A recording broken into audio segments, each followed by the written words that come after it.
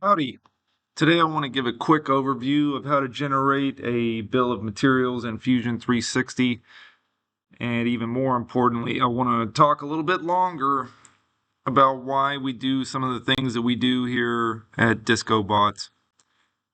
From the Assemble menu, you're going to click Bill of Materials, and you're going to want to make sure that you're in your top level assembly. If you have sub-assemblies, you do not want to generate separate bill of materials for each of those.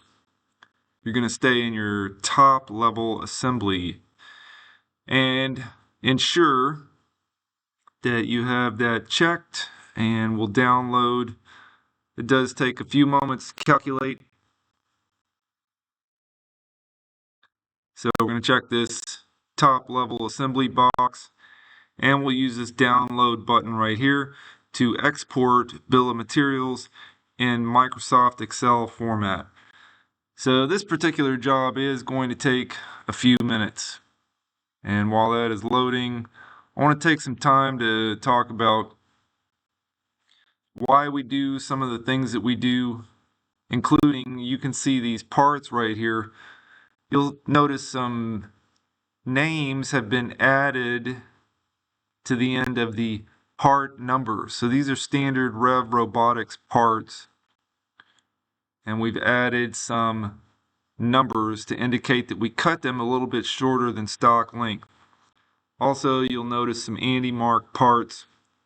All of these were included in our assembly, and now I want to show you the result inside of Excel. So if I click download that file, I'm going to get a bill of materials, and you can see clearly that it retains your original part number. Okay, part number has been retained. And what else?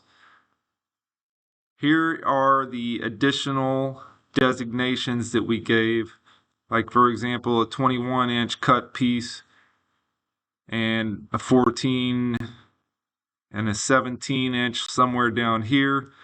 So you want to retain your original part numbers and just add a little explanation at the end of those part numbers. Makes it easier to order, makes it easier for people who are working on the project to understand what happened. And when you're done, you can easily come back and edit it, because you'll know exactly by the part number which part needs to be worked on.